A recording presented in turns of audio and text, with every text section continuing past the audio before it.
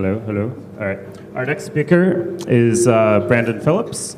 And speaking of why is this so hard, sometimes doc sites can be infuriating. He's going to tell you why. All right. Whoa. Test. All right. Hi, everyone. I'm a software engineer who nearly minored in English. So those are my credentials. I nearly minored because my software engineering side and my literary side were in conflict. I wanted to write very terse, efficient algorithms and grotesque literary essays at the same time. So I dropped the minor. At my previous job, I was using all these brand new hot technologies that had really, really slick API docs. And then we were building a really solid product and outputting these horrible, disgusting to navigate documents. And so after I left that job, I wanted to figure out how to build really nice docs and sort of what properties existed in these documents that I loved so much, and how they were built and sort of what mechanisms there were. So the new thing I'm working on, I won't go into too much detail, but I have an investment opportunity for you all. Actually, I'm not going to tell you anything about the new company I'm working on, but we're looking for interns. This is the only thing I'm going to pitch. We're looking for interns, and we're offering $100 Bitcoin for anybody who like gives us an intern reference. And based on this chart, you probably retire in about 20 years off of the millions of dollars that Bitcoin will get you. It went from $20 in February to $180 today in US dollars. It's ridiculous. So anyways, what I want to talk about first is sort of the document anti-patterns that I saw, and the document anti-patterns that I was creating in the documents that I was making. So the first one is, here's the Amazon Web Services website. Everyone's using it in the Amazon Web Services, terribly popular product. This is a Route 53 document. And the first thing you'll notice is that you land on the page, and the first page has like 3 sentences, and then it requires you to click a next button. And then it has like 3 more sentences in a table, and then you click next again. And it's a completely unnatural way of interacting with documents on the web, because when you want more information, we have this concept called scroll. And then you get more data, because there's more data below the data you're reading. But all these documentation tools, they sort of have this concept that's really common and everywhere. It's, okay, we're going to give you a section, and then you need to mouse down and then find the tiny next link and press next. Or you get to navigate, you'll see, or you get to navigate these trees, these horrible, disgusting trees that just go on forever, and you have to scroll and click, and then I want to find that delete user command. Oh, there it is. And it took you like a good 10 seconds of mousing around to do that. So those are a few of the big anti-patterns that I saw. So what are the cool patterns that I saw? I saw this single page pattern that was sort of existing in all these web tools. And they have a few properties. Obviously, they're single page. They have this persistent navigation, and they sort of dynamically orient you in the document. So when I say single page, what exactly does that mean? So it's like I said, it's like a book. When you want to read the next section, you keep scrolling. So here's one of my favorite APIs. It's Mailgun. Lets you send mail. And you read the introduction, and you keep scrolling. You get pricing information. You keep scrolling. And now you're like sending an email. They're telling you, here's basically what it does. Here's how much it costs. And then you're on your way to actually using the API. You're not scrolling around and clicking. It lets you evaluate the product really quickly. So right, scrolling's natural. I mean, I gave my dad a Chromebook a few days ago, and scrolling's easy for him. But then when he tries to hit the compose button, he kind of circles around the compose button, and then he's able to click it.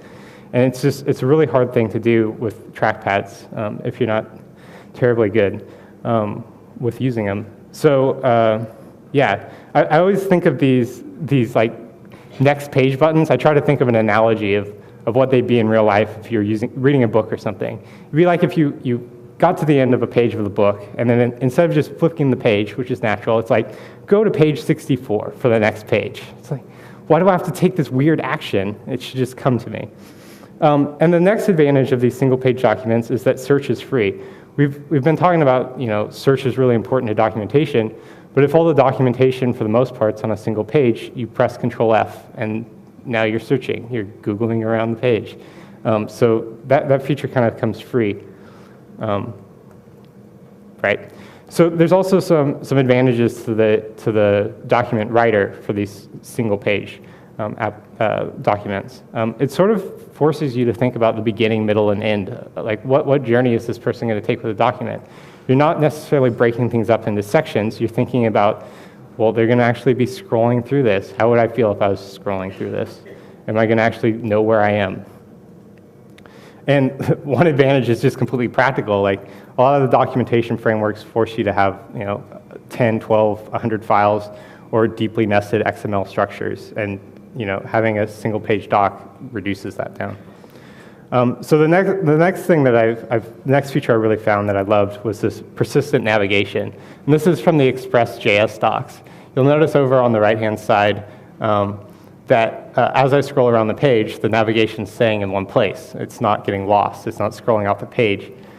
It's sort of a natural thing because it reduces the frustration of having to skip ahead. I don't have to scroll all the way back to the top as if I was using a Wikipedia article, scroll all the way back to the top to find out where I can skip forward. And it also feels natural to be able to, quickly thumb to a table of contents. In your cookbook, you don't have to flip back through all the pages to get back to your table of contents. You know where it is. It's the beginning of the book. It's always there. You can quickly access it.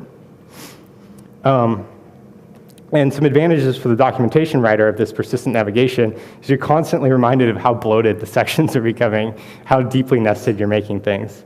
And it also forces you to reduce the section names. I'm not making this up. This is about a 10-word section name from the AWS documentation. It's how to use the Route 53 console, API, AWS SDKs, and command line tools. I was nested 3 levels deep into their table of contents.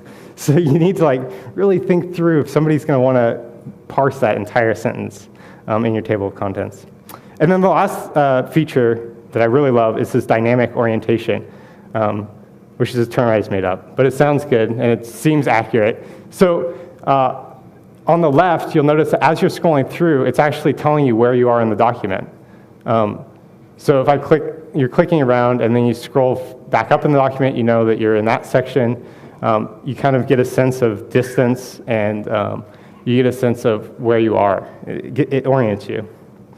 So you're right, it answers the question of how much more information is left in this section. What sections have I read, and should I skip ahead? Do I already know this information?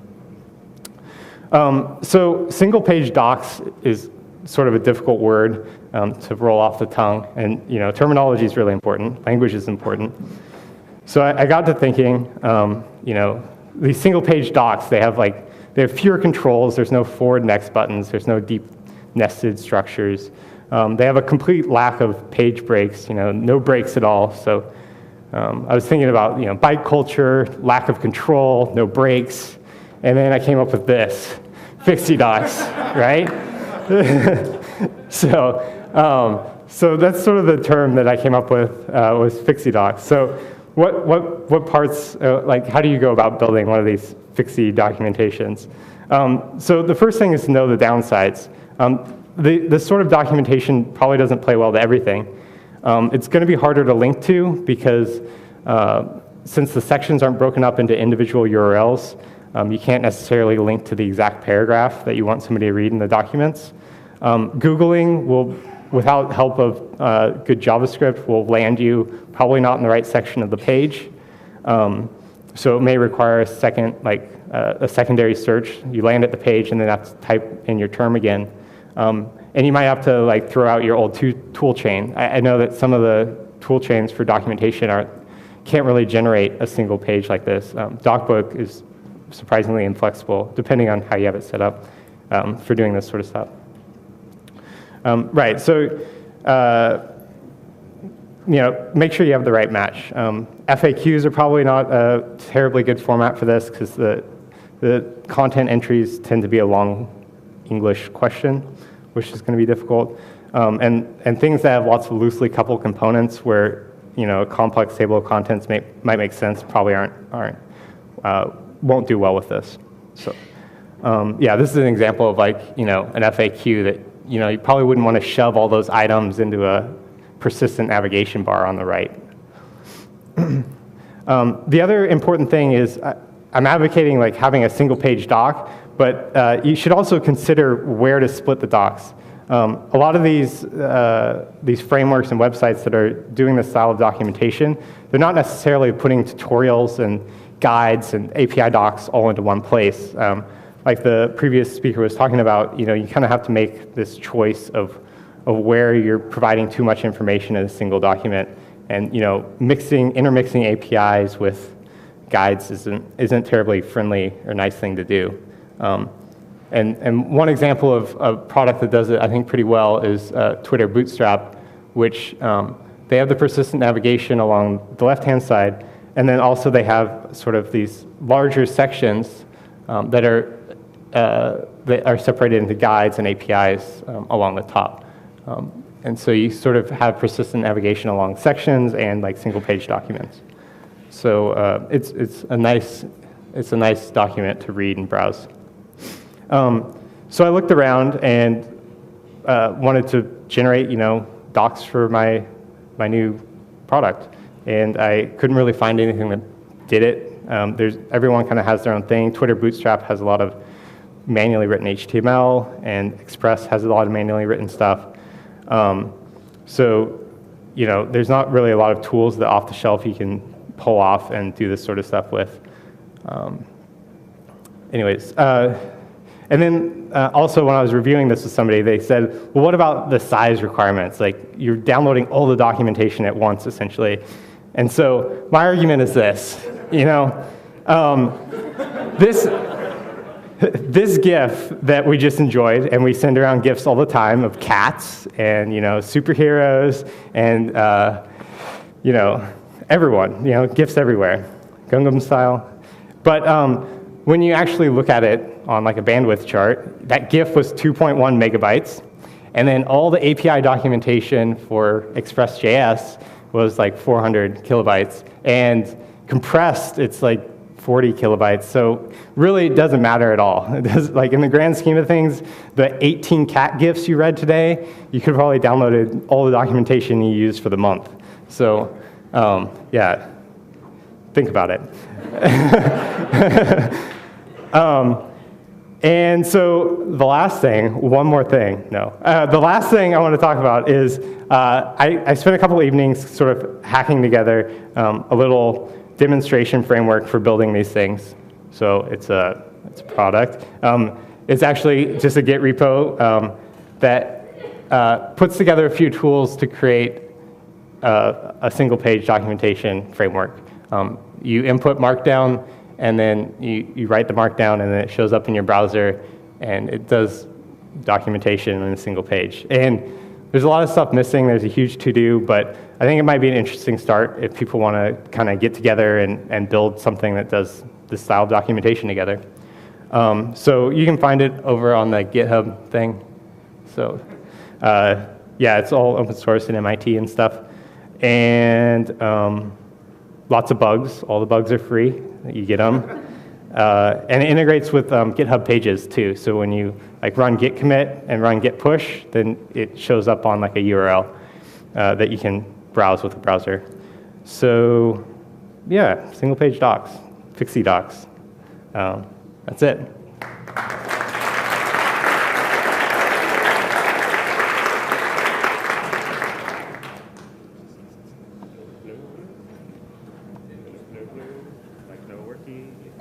Okay, there we are. Okay, questions? Anybody? Questions? I see one over here.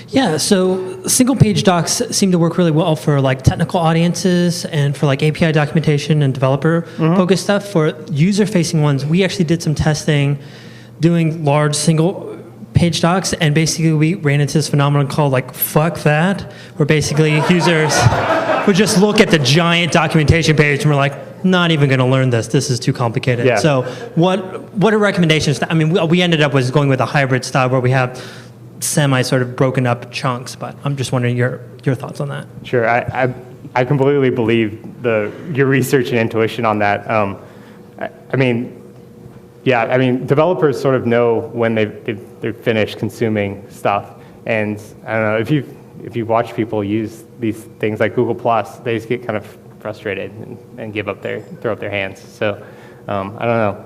I think you're right. Yes. Next question. Oh, right here as well. I mean, it might have something to do with the structure and format of what goes into a bunch of single-page documentation and what the scope of that is. As I know, like, the Amazon stuff is monstrously, huge and hard to navigate because it's monstrously huge, and I know that there are a lot of other big doc sets like that. What do you think is the ideal structure, like actual physical structure for a page? You mentioned, a little bit of an introduction and some pricing info, and then... Sure.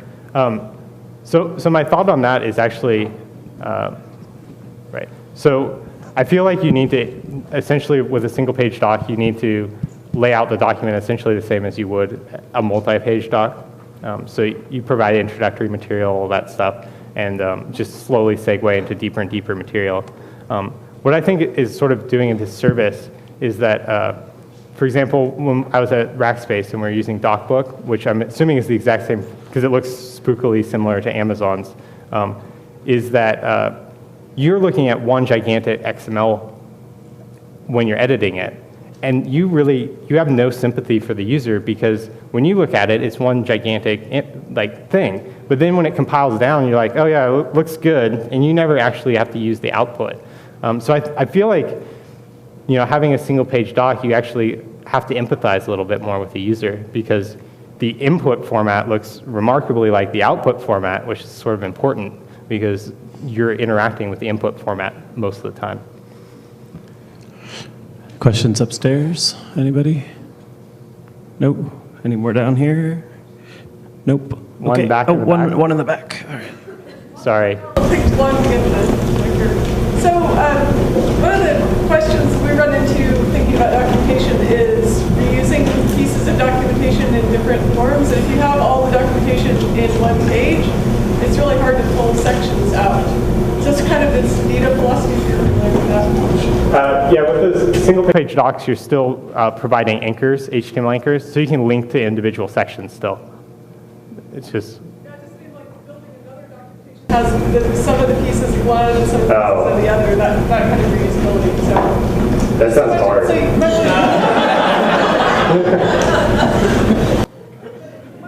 to build to have your chunks of documentation stored in different places and then output it in single page by pulling together the chunks. Yeah. Okay. Oh, one more.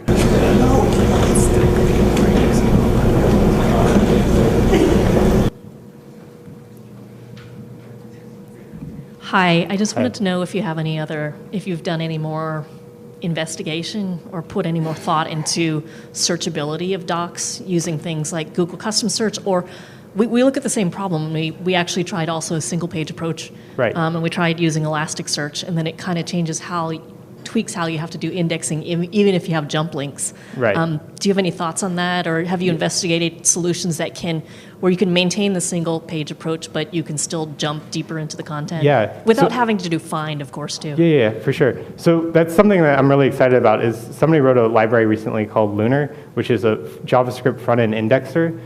So you could actually provide an index of the entire doc and do sort of a live filtering of the single page doc. So what I'd really like to do is imagine all the navigation starts to filter based on the keywords that you're putting in. So you get only relevant subsections based on the keywords you're entering, which would really help the navigability. It'd be cool too if you landed on it from Google and it already filtered out what you want. Anyways, that's way down the road, but there's technology that can do this. Okay. Thanks so much. Thanks.